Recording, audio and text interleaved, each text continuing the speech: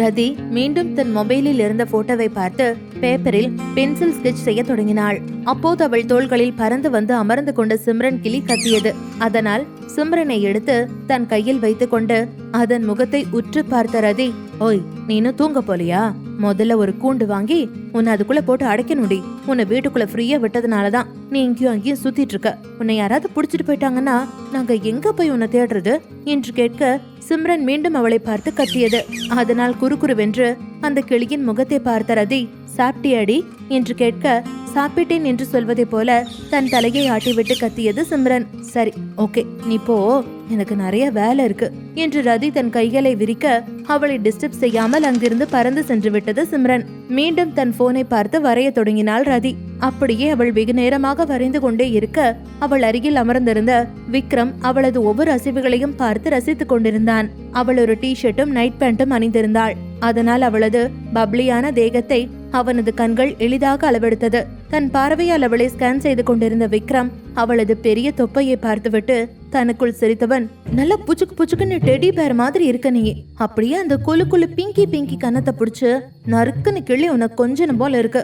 அச்சோ, செம்ம கியூட்டா இருக்கப்போ என்று விட்டு அவளை அப்படியே பக்கவாட்டிலிருந்து அணைத்து கொண்டு தன் மற்றொரு கையால் அவளது புசுபுசு கன்னத்தை பிடித்து கிள்ளினான்.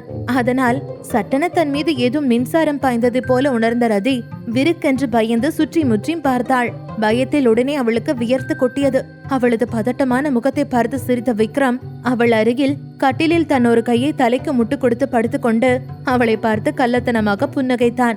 என்னது, இன்னைக்கெல்லாம் ரொம்ப விசித்திரமா நடக்குது. எனக்கு இந்த மாதிரிலாம் ஆனது இல்லையே.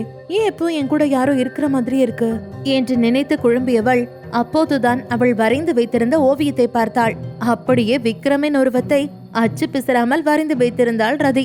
முதலில் அந்த ஓவியத்தை பார்த்து, இது யாரு? நான் வரைஞ்சது இந்த போட்டோல இருக்கிறவ மாதிரி இல்லையே என்று நினைத்து குழம்பினாள். அவள் இப்படி மண்டையை சொரிந்து கொண்டு அமர்ந்திருப்பதை கவனித்த விக்ரம் அவள் அப்படி என்ன வரைந்து வைத்திருக்கிறாள் என்று எட்டி பார்த்துவிட்டு சத்தமாக சிரித்தவன் அவளது காதோரம் கிடந்த முடிக்கற்றுகளை ஒதுக்கிவிட்டு அவள் காது மடல்களை தன் இதழ்களை வைத்து உரசியபடி அவள் அருகில் சென்று குனிந்து, என்ன ஒரே ஒரு தடவை தான் பார்த்த, உடனே அப்படியே வரைஞ்சு வச்சிருக்க? அந்த அளவுக்கு நான் உன் மனசுல பதிஞ்சிட்டு நாடி என் குண்டு பேபி என்று கேட்க கூச்சத்தில் ரதியின் உடல் சிலிர்த்து அடங்கியது. ஆனால் அவளுக்கு ஏன் இப்படி நடக்கிறது என்று புரியவில்லை. அதனால் தன் கையில் இருந்த பேடை இறுக்கமாக பிடித்து கொண்ட ரதி, அடச்ச, இந்த விக்ரம பார்த்ததுல இருந்து எனக்கு அவன் ஞாபகமாவே இருக்கு. அதான் எவனையும் வரைய போய் அவனை வரைஞ்சு வச்சிருக்கேன். இதெல்லாம் எங்க போய் முடிய போதோ கடவுளே என்று சத்தமாக வாய்விட்டு புலம்பினாள். அதை கேட்டுக்கொண்டிருந்த விக்ரம் தான் இறந்து விட்டதை நினைத்து பார்த்து, இதெல்லாம் எங்க போய் முடிய போதுன்னு எனக்கும் தெரியல ரதி. பட் உன் கூட இருக்கும்போது நான் ரொம்ப சந்தோஷமா இருக்கேன். இதுக்கு முன்னாடி நான் எப்பவுமே இப்படி இருந்தது இல்லடி. பொதுவா எல்லாமே செத்து போற வரைக்கும் தான் சொல்லுவாங்க. ஆனா நான் செத்து போனதுக்கு அப்புறமும் என்னோட லைஃப்ல ஃபர்ஸ்ட் டைமா எனக்கு ஒரு பொண்ணு மேல இப்படி ஒரு ஃபீல் வருது. இப்ப இதை நினைச்சு நான் சந்தோஷப்படணுமா, இல்ல இதை முழுசா அனுபவிக்க முடியாம நான் செத்து போயிட்டேனேன்னு நினைச்சு வருத்தப்படணுமா என்று அவள் முகத்தை பார்த்து சோகமாக கேட்டான் விக்ரம். அப்போது வேறொரு பேப்பரை விக்ரமின் டிராயிங்கின் மீது வைத்த ரதி, எதா இருந்தாலும் எல்லாமே நல்லதா நடக்கும், நம்ம பாசிட்டிவாவே இருப்போம், கண்டதையும் நினைச்சு ஃபீல் பண்ண வேண்டாம் என்றவள் இப்போது தனது மொபைலில் இருந்த ரெஃபரன்ஸ் போட்டோவை தெளிவாக பார்த்து அதில் இருந்தவனை போல அப்படியே பேப்பரில் வரைந்தாள். அவள் அதை வரைந்து முடிப்பதற்கு கிட்டத்தட்ட 2 மணி நேரத்திற்கு மேல் ஆனது. வரைந்து முடித்துவிட்டு அவள் வரைந்த ஓவியத்தை பார்த்து திருப்தியாக புன்னகைத்த ரதி, ஷபா, வேலை முடிஞ்சது, மணி இப்பவே 2:30க்கு மேல ஆயிடுச்சு, போய் தூங்கலாம், காலையில ஆபீஸ் வர போகணும் என்று நினைத்தவள் அப்படியே தன் கையில் இருந்த பேடை அருகில் உள்ள மேஜையில் வைத்துவிட்டு அப்படியே அவள் கட்டிலில் விழ அவள் விழுந்த வேகத்தில் கட்டில் டங் என்று சத்தத்தை எழுப்பியது.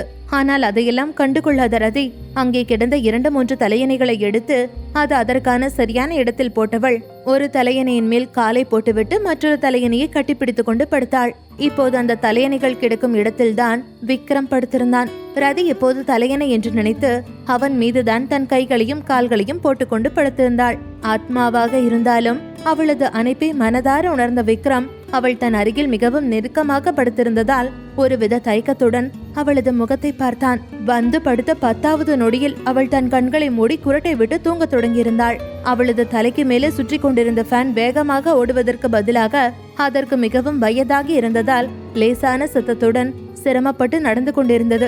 அதனால் ரதியின் அங்கமெங்கும் அங்கங்கே வியர்வை துளிகள் பூத்திருந்தது. அந்த வியர்வியின் வாசம் அவளது பஞ்சு போன்ற மலர் மேனியின் நறுமணத்தோடு கலந்து ஒரு புதுவித ஆளை மைக்கும் நறுமணத்தை உண்டாக்கி இருக்க அது அவனை பித்து பிடிக்க செய்தது.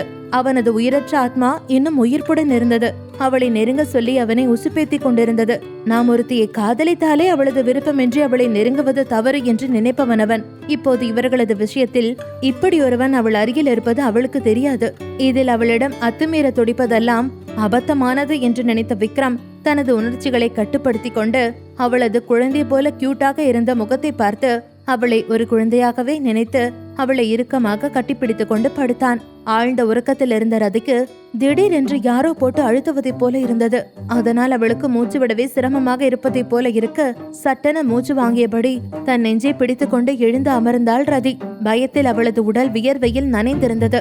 இப்போது அவளுக்கு என்ன நடந்தது என்று அவளுக்கே புரியவில்லை. ஆனால் உள்ளுக்குள் அவளுக்கு உதறலாக இருந்தது.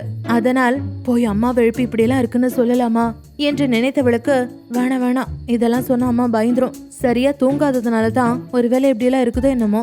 ஏதா இருந்தாலும் அந்த கருமாரியாத்த பாத்துப்பா என்று நினைத்த ரதி சிறிதளவு தண்ணீரை குடித்துவிட்டு மீண்டும் தலையணையை கட்டிப்பிடித்து படுத்தவள், செல்லாத்தா செல்ல மாறியாத்தா இந்த சிந்தையில் வந்து அருகில் ஆடி நில்லாத்தா என்று மெல்லிய குரலில் பாடினாள். பின் அப்படியே அந்த மாரியம்மனை நினைத்து மீண்டும் தன் கண்களை மூடி உறங்கினாள். அப்போது அவளுக்கு ஒரு கனவு வந்தது.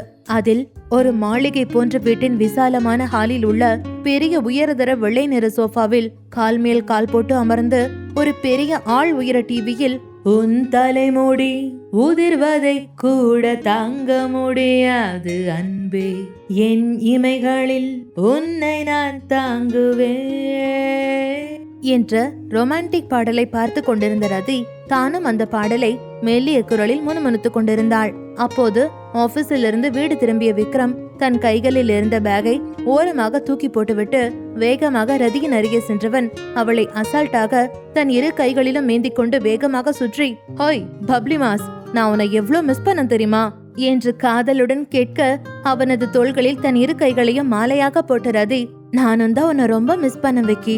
இந்த பாட்டை கேட்கும் போது கூட எனக்கு ஓன் ஞாபகம் தான் வந்துச்சு. நீ எப்ப வருவேன்னு நான் யோசிச்சுட்டே இருந்தேன். கரெக்டா நீ வந்துட்ட. ஐ லவ் யூடா புருஷா என்று விட்டு அன்புடன் அவனது கன்னத்தில் பச்சாக் என்று ஒரு முத்தம் கொடுத்தாள்.